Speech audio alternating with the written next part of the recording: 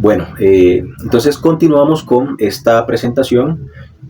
Martín Gómez soy yo, también estudiante de la carrera de Derecho de la Universidad Colegio Mayor de Cundinamarca. Y pues conectando con lo que se acabó de presentar sobre que ya sabemos cómo escogemos el juez y de dónde al cual le vamos a presentar nuestra demanda, podemos decir también que junto con esa demanda, en este proceso de responsabilidad civil extracontractual, el demandante puede solicitar lo que llamamos medidas cautelares. ¿Qué son las medidas cautelares? Medidas cautelares son formas de garantizar el pago de las indemnizaciones que se pidieron por parte del demandado en el caso en que la demanda resulte favorable al demandante. Tengamos en cuenta que, según el Código General del Proceso, hay medidas cautelares nominadas y medidas cautelares innominadas.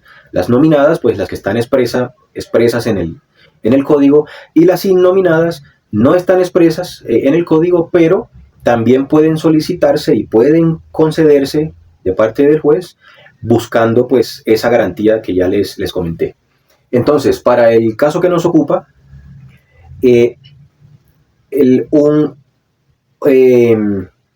este proceso de responsabilidad civil extracontractual, al ser un proceso declarativo, digamos, le aplican tanto las medidas cautelares innominadas como las nominadas, pero no todas.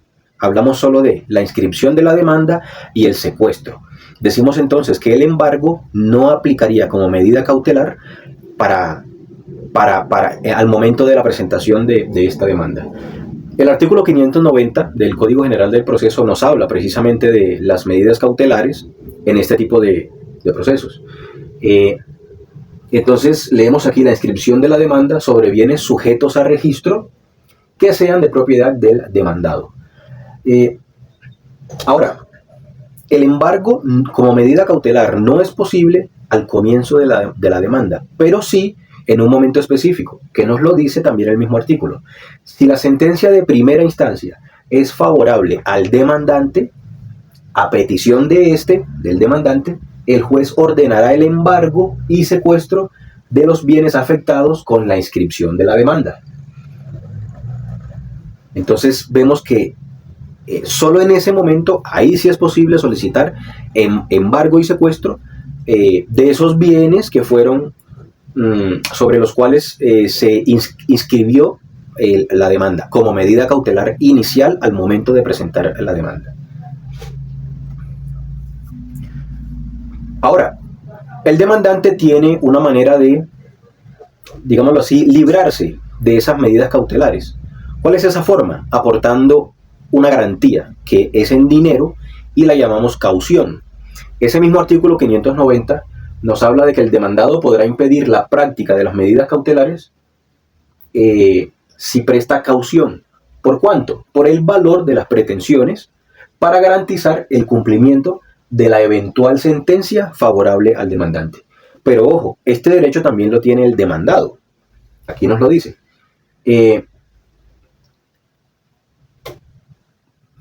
El demandante... perdón, esto lo decía respecto al demandado. Sí, que el demandado puede prestar esa caución para librarse de esas medidas cautelares impuestas en su contra. Pero el demandante también tiene derecho a esa caución. Bueno, derecho no, un deber. ¿Cuál es el deber? Dice, para que sea decretada cualquiera de las anteriores medidas cautelares, el demandante deberá prestar caución equivalente al 20% del valor de las pretensiones estimadas en la demanda. El parágrafo primero de ese artículo 590, Código General del Proceso, nos dice algo importante también.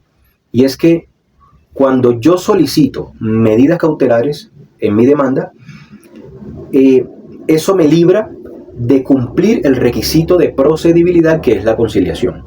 Cuando yo no solicito medidas cautelares, ahí sí debo realizar conciliación como requisito de procedibilidad para la demanda. pero si solicito medidas cautelares, no estoy obligado a ello.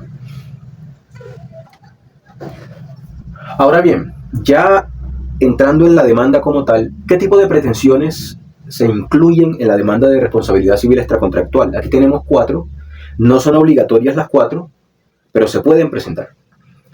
Primero hablamos de pretensiones principales, que son las que van a solicitarle al juez una declaratoria, una declaración de algo. En este caso, declaratoria de responsable civil y extracontractualmente.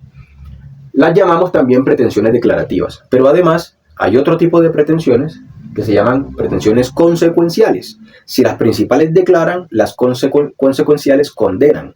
Entonces, declárese responsable civil y extracontractualmente a Pepito Pérez, la principal, y la consecuencial, que también llamamos pretensiones condenatorias, condénese a Pepito Pérez a pagar la suma de tanto por concepto de daño emergente y el resto de la pretensión. Esas consecuenciales se deben estipular daño por daño, pretensión por pretensión, de acuerdo a cada tipo de daño. Pero también encontramos pretensiones sucesivas, que es donde se solicita la indexación y las costas y agencias en derecho. Además, pueden haber también en esa demanda pretensiones subsidiarias, que son aquellas que se interponen en caso de que el juez niegue las pretensiones principales. En caso de que el despacho considere no acreditadas las principales. Ojo, hay que pedir las costas, porque ya sabemos que como el juez no puede fallar ni extra petita ni ultra petita, si tú no pides como demandante las costas, el juez no te las va a dar. Bueno, hablando de los requisitos de la demanda, pues está la generalidad de los mismos requisitos del Código General del Proceso, que son designación del juez, identificación y domicilio de las partes, tanto de demandante como demandado, el tipo de proceso, si hay apoderado judicial, hay que expresar quién es, su acreditación, o sea, estamos hablando del abogado, pero teniendo en cuenta que los casos de mínima cuantía no requieren abogado, no es obligatorio. Los hechos en orden cronológico, las pretensiones de las que acabamos de hablar, las pruebas, el juramento estimatorio, que también es prueba, el juramento estimatorio, ya más adelante les explicaré, los fundamentos de derecho, cuantía y competencia. Finalmente, obviamente, las notificaciones y anexos.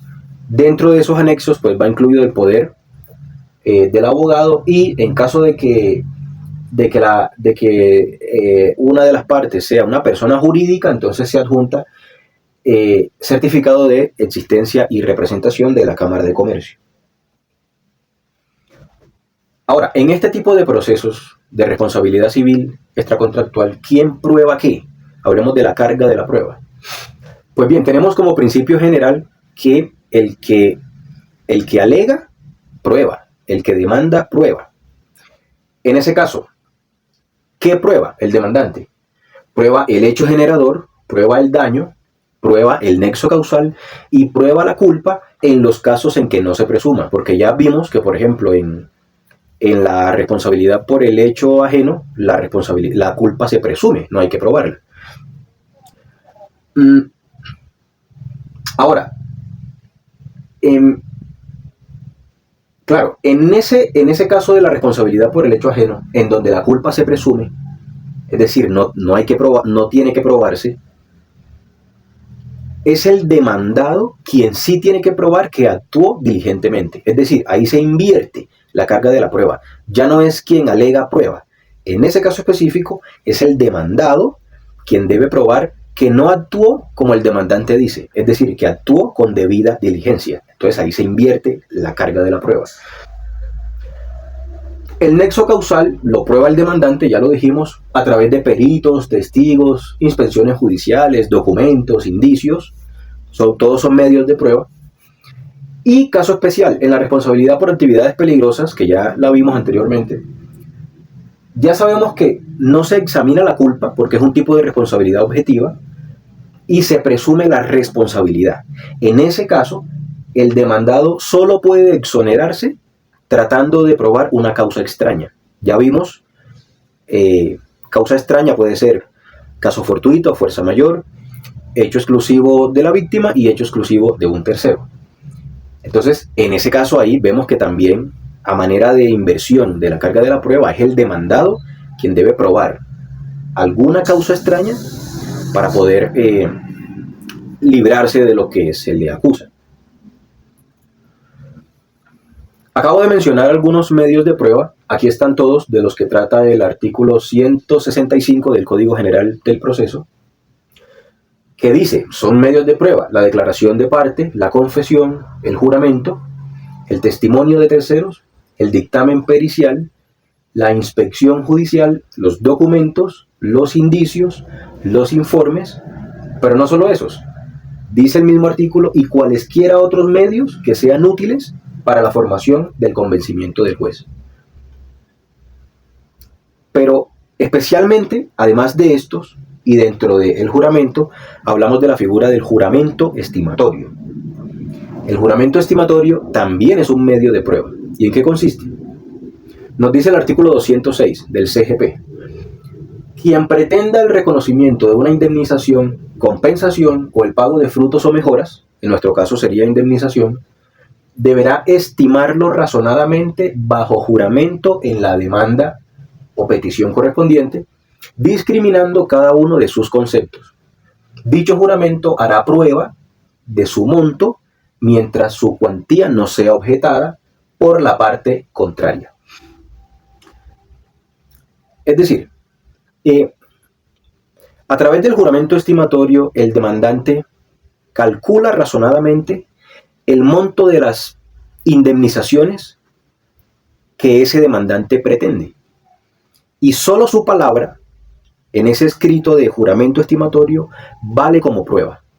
Solo la expresión de su palabra a través de la muestra de esos cálculos, valores económicos, solo su palabra es prueba bajo juramento. A menos que, ahí lo dice, el demandado objete ese juramento estimatorio. Es decir, lo contradiga.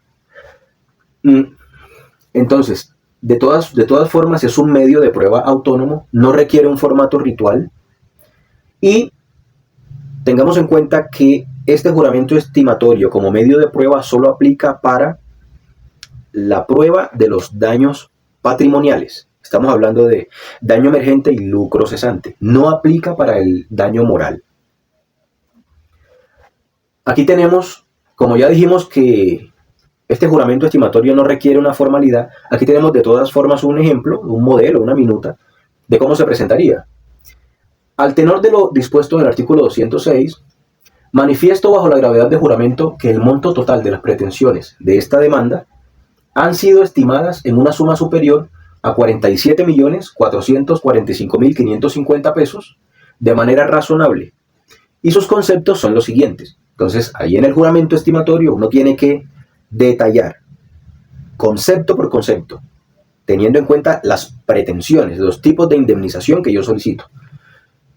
Aquí en este modelo aparece por concepto de daño emergente a favor del señor fulano en su calidad de lesionado y propietario del vehículo placas tal, la suma de 2.439.750 por concepto de daño emergente, discriminado así. Cada vez más se va más al detalle. Concepto: cotización expedida por Auteco Moto, 2.077.000. Ahí el modelo entonces empieza a detallar todos esos gastos que hacen parte del daño emergente a partir del evento ocurrido en este caso. Luego seguirá el lucro cesante, también detallado. Pues así se presenta el juramento estimatorio como medio de prueba autónomo. En este tipo de procesos también es común que se hable de la indexación. ¿Qué es eso? La indexación no es más que una corrección monetaria. Es el proceso de actualizar el valor histórico del daño para que conserve su poder de compra, su poder real de compra al momento del pago. Es corrección monetaria, usándose un índice oficial, normalmente el IPC, índice de precios al consumidor. ¿Esto qué quiere decir? Imaginémonos, por ejemplo, que el daño ocurrió hace 3 años y por ese daño se alega que costó 1.000.000 de pesos, un ejemplo al aire. y 3 años después, apenas 3 años después, sale la sentencia a favor del demandante. Pues tenemos que ese $1.000.000 de hace 3 años ya no tiene el mismo poder adquisitivo hoy en día, porque por el paso de 3 años perdió valor adquisitivo por la inflación, por el aumento de los precios, por el simple correr del tiempo. Entonces tenemos que traer a la actualidad ese $1.000.000 de hace 3 años. ¿Cuánto vale hoy? ¿A cuánto equivale? Podrían ser 1.400.000, 1.500.000, cálculos al aire. Pero de lo que se trata es, en nombre de la justicia, porque sería injusto que 3 años después la indemnización fuera de $1.000.000 igual al $1.000.000 de hace 3 años. Entonces, ese millón de hace 3 años se indexa al valor real de hoy. ¿Por qué se aplica? Se aplica por desvalorización de la moneda, que es lo que ocurre con el paso del tiempo. Se calcula desde el momento de la ocurrencia del daño hasta el día en que se haga el pago efectivo de la reparación. ¿Por qué no se dice hasta el día de la sentencia, sino hasta el día del pago efectivo de la reparación? Porque muchas veces sale la sentencia a favor del demandante, pero el demandado se demora en pagarla, en pagar las indemnizaciones. Entonces, la indemnización se realiza hasta el momento del pago efectivo de la indemnización. ¿Cómo se calcula? Hay una fórmula. Se toma el valor histórico, es decir, en el ejemplo que les di, el $1.000.000 de hace 3 años, y se multiplica por el IPC final o actual, el IPC del año en el que se está haciendo la liquidación, entre el IPC inicial, es decir, el IPC del momento en que ocurrió el daño.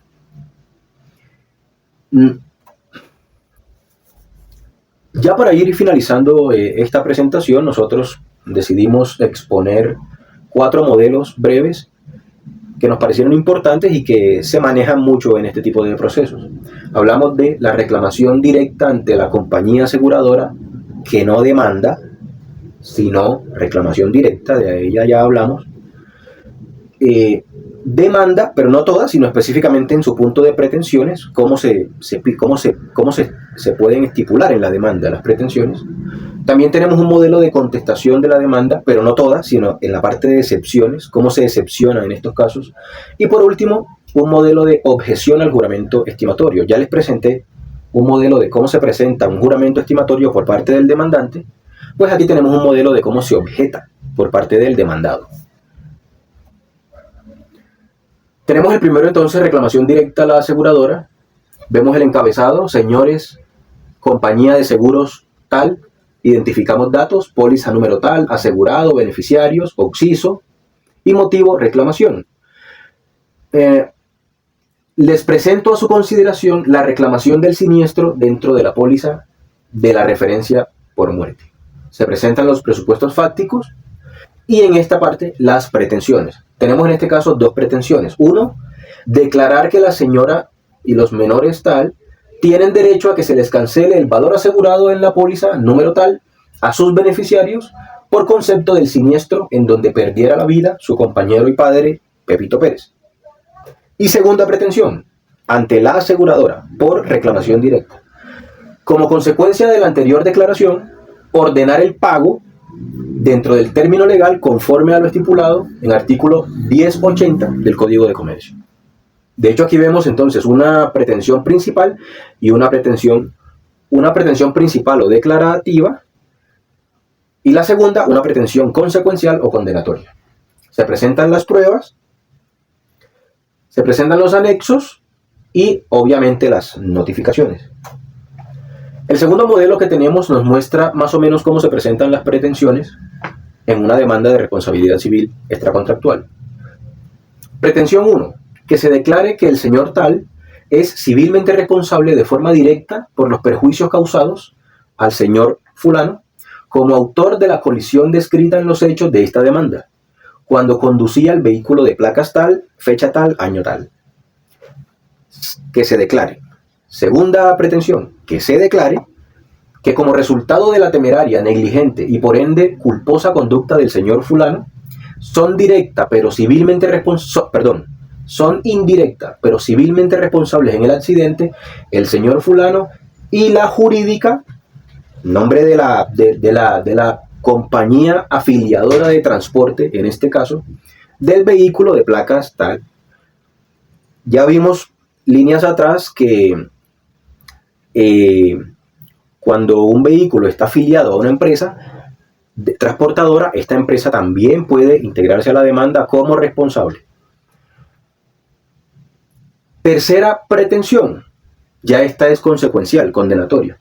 Consecuencial de las anteriores declaraciones, se condene a los demandados de manera solidaria y o individual a pagar a favor del señor fulano las siguientes sumas de dinero.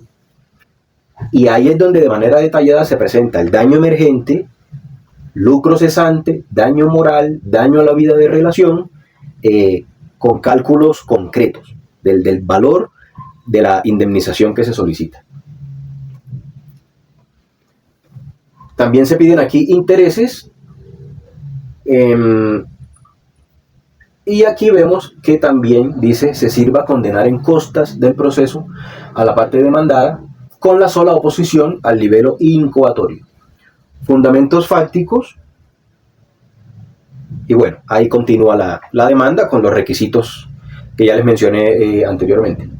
Tercer modelo, ¿cómo se excepciona en la contestación de la demanda? ¿Cómo se puede excepcionar? Excepciones de mérito, ya sabemos que hay excepciones previas y excepciones de mérito o de fondo.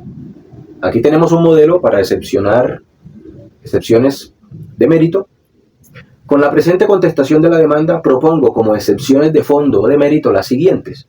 Aquí nos mencionan varias, ya depende del caso particular si ponemos todas o solo algunas, pero dice culpa exclusiva de la víctima, hecho de un tercero, falta de dependencia o subordinación, falta de legitimación por pasiva.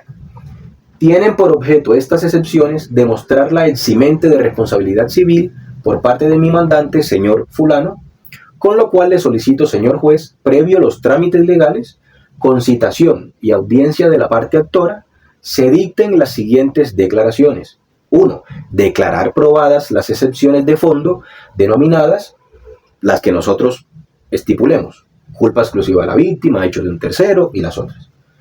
2. Se absuelva al demandado. 3. Se condene en costas a la parte actora. Igualmente, se presentan los presupuestos fácticos y jurídicos. Y bueno, continuaría la contestación de la demanda en sus otros requisitos. Por último, tenemos este modelito de cómo se objeta el juramento estimatorio presentado por el demandante. Esto lo hace el demandado. Encabezado, señor juez número tal, civil de circuito, es un ejemplo. Número de proceso, demandantes, demandados, motivo, objeción. Con el debido respeto le manifiesto que de conformidad con el artículo 206 CGP, procedo a objetar el juramento estimatorio ofrecido por la parte demandante por las siguientes razones. 1. El lucro cesante futuro liquidado a favor del vulnerado o lesionado no tiene sustento jurídico, pues no se le practicó una valoración de la pérdida de capacidad laboral por una junta regional de calificación de invalidez. Leemos en la razón número 2, razón para objetar. 2. Ahora en lo que tiene que ver con el calzado ortopédico que debe utilizar el lesionado de por vida, no tiene sustento jurídico, ni tampoco médico legal para su reconocimiento. El demandante habrá pedido entonces este elemento en su demanda y el demandado está objeta en su demanda y en su juramento estimatorio. Y el demandado lo objeta de esa manera, diciendo que no tiene sustento jurídico ni tampoco médico legal para su reconocimiento. Así continúa. Leamos la última. 3. El daño a la vida de relación no tiene sustento probatorio, dice el demandado, en su objeción al juramento estimatorio del demandante. No tiene sustento probatorio y es confundido con el perjuicio moral, los cuales son totalmente disímiles en su configuración, pues mientras el primero debe probarse, el segundo se presume. En los anteriores términos dejo sustentada la objeción presentada al juramento estimatorio, señalado en el ítem de la demanda, acompañando para tal efecto uno nuevo, es decir, el demandado en su objeción ofrece también otro juramento estimatorio, pero ya el suyo, con los cálculos de él, con los montos o los valores de él, que que van dirigidos a contrariar o sí, dejar sin piso a los que presentó el demandante en su juramento estimatorio. Bueno, pues de esta manera finalizamos esta presentación. Agradecemos a todos ustedes por su tiempo y pues bueno, esperamos que esta presentación haya ayudado a llenar ese conocimiento en esta materia tan común y tan importante para nosotros en la práctica jurídica, como lo son los procesos civiles de responsabilidad civil extracontractual. Pues sin más que decir, alguna bibliografía consultada útil. Y bueno, muchas gracias y hasta una próxima ocasión.